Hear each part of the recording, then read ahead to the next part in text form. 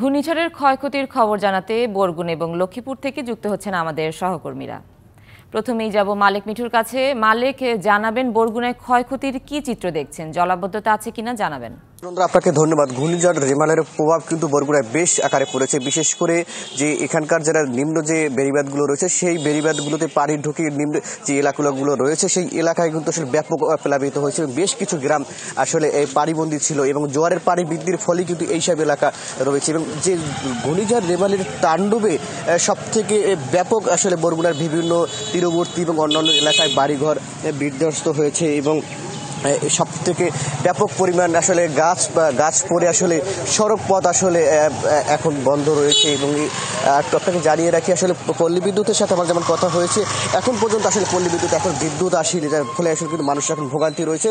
উনি যেমন জানিয়েছেন যে প্রায় 900-র মতো আসলে যে বৈদ্যুতিক খুঁটি রয়েছে সেই খুঁটিগুলো আসলে মাটিতে পড়ে গেছে এবং প্রায় 250-র মতো আসলে যে বৈদ্যুতিক খুঁটি আসলে ভেঙে গিয়েছে, যার ফলে আসলে বিদ্যুৎ দিতে তারা আসলে হিমশিমে তাদের কাজ করছে এবং কবে নাগাদ বিদ্যুৎ দিতে পারবেন তা আসলে নিশ্চিত করে জানাতে পারেন। এবং কৃষিক্ষেত্রে যেটা রয়েছে এই মুহূর্তে আসলে বরগুনার ম্যাক্সিমাম যে আমের বাগানগুলো রয়েছে সেই আমের বাগানে আসলে আম আসলে ক্ষতিগ্রস্ত হয়েছে। এছাড়া পানের বরজ সহ বিভিন্ন আসলে কৃষিজাত পণ্যের আসলে ব্যাপক ক্ষতি হয়েছে।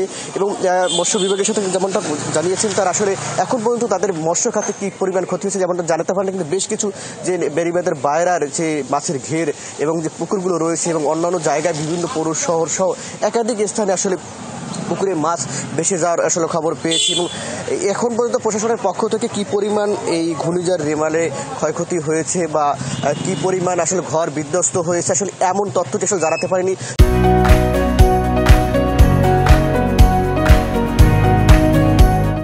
তারা বলেছে আসলে এই ক্ষতি নিরূপণ করতে আসলে তাদের 48 ঘন্টা সময় লাগবে, এমনটা আসলে জানিয়েছেন জেলা প্রশাসনের পক্ষ থেকে। এবং সর্বোপরি যে রেমালের যে তাণ্ডব আসলে উপকূলবাসী দেখেছে এবং যার ফলে উপজেলা প্রশাসনের তৎপরতা আসলে হতাহতের ঘটনা না ঘটলেও কিন্তু জানমালের ব্যাপক ক্ষয়ক্ষতি হয়েছে। এই ছিল আসলে বরগুনা থেকে সর্বশেষ। মালেক মিঠু, ধন্যবাদ আপনাকে। এদিকে লক্ষ্মীপুর থেকে আমাদের সাথে যুক্ত আছেন সহকর্মী তৌহিদুর রহমান। তৌহিদুর রহমান, ক্ষয়ক্ষতি যা হয়েছে তা নিয়ে প্রশাসনের কাছ থেকে কোনো সাহায্য সহযোগিতার আশ্বাস আছে কিনা বিস্তারিত জানাবেন।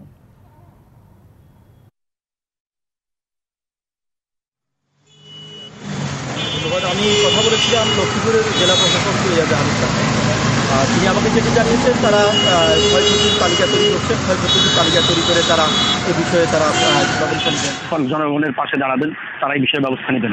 আপনাকে একটু জানিয়ে রাখি আপনার মাধ্যমে দর্শকদেরকে, এই ঘূর্ণিঝড় তমালের প্রভাবে লক্ষ্মীপুরের নির্বাচন স্বাভাবিক জোয়ার চাইতে 8 থেকে 10 ফুট উচ্চতায় গতকালকে জোয়ারের পানিতে অনেক বাড়িঘর ভেসে গেছে। পানির এত বেশি স্রোত ছিল যে এখানে প্রায় শতাধিক বাড়িঘর পানিতে ভেসে গেছে। উপকূল এলাকা প্রায় লন্ডভন্ড হয়ে গেছে। আপনার বিশেষ করে লক্ষ্মীপুর সদরের চর মণিমনের নিচু এলাকা এবং আপনার কমলনগরের আপনার পাটারিহাট, সাহেবের হাট, চর কালকেনি, ওইদিকে আমাদের আলেকজান্ডার রামগতি উপজেলার আলেকজান্ডার, বড়খেরি, চর রমিজ, চর গাজী, আপনার চর নিয়ামত, এইসব এলাকাগুলো আপনার নিচু এলাকাগুলোর বাড়িঘর অনেক পানির তোড়ে ভেসে গেছে এবং অনেক বাড়িঘর ভেঙে আছে। ওরা খোলা আকাশের নিচে বসবাস করছে। অনেকেই তাদের জিনিসপত্র সরাতে পারে নাই। তারা হঠাৎ করেই গতকাল দুপুর 1টায় জোয়ারের পানি এত বেশি বেড়ে গেছে, তারা ঘরের জিনিসপত্র, মূল্যবান কাগজপত্র তারা কোনো কিছুই সরাতে পারে নাই। এমনকি অনেকের থালাবাটিও ভেসে গেছে। তবে এই ক্ষয়ক্ষতির বিষয়ে আমি ইউএনওকে আমি দৃষ্টি আকর্ষণ করেছিলাম গতকাল, সৈয়দ আমজাদ হোসেনকে নামগতির। তিনি আমাকে যেটি জানিয়েছেন, আমরা তালিকা তৈরি করতেছি, আমরা 2-1 দিনের মধ্যেই আমরা এই বিষয়ে ঊর্ধ্বতন কর্তৃপক্ষকে উপজেলা নির্বাহী কর্মকর্তার সাথে আলাপ করেছি, তিনি আমাকে একইভাবে অবহিত করেছেন।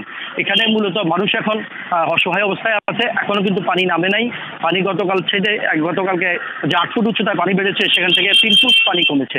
আমি স্থানীয়ভাবে খবর নিয়েছি, এখনো বেশিরভাগ রাস্তাঘাট। রহমান, ধন্যবাদ আপনাকে।